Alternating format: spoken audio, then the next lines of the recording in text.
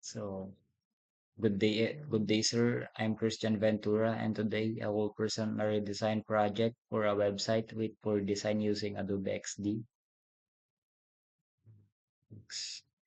Sa original website before, pupunta ako sa original website, which is sa Facebook. Ang napili kong website ay ang Facebook login page. Mapapansin natin dito na medyo plain at outdated ang design. Mas simple siya at walang background elements. Kaya hindi siya masyadong engaging sa user. Okay, next slide. Issues with the original design,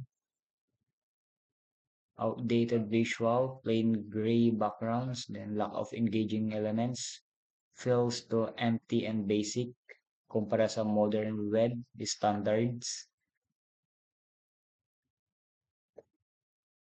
Sa redesign website naman, after screenshot of redesign login page with background and Facebook icons.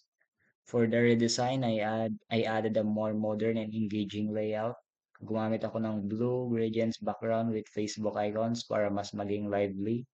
Also, in-improve ko rin yung login box design para mas visible at modern siya tignan. And next slide. Improvements made. So, ito naman.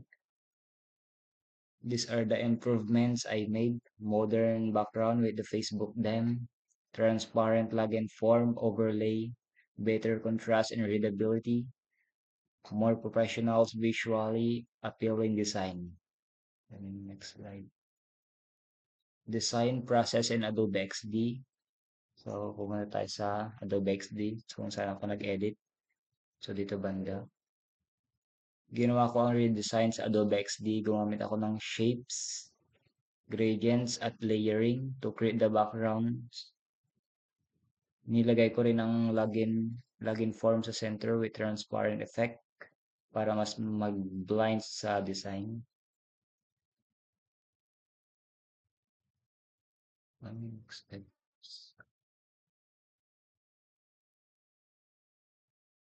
So comparison, here's a side-by-side comparison of the old and new design.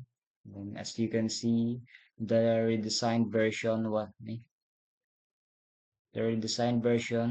looks more modern, engaging, and user-friendly kumpara sa old. Then next slide sa conclusion.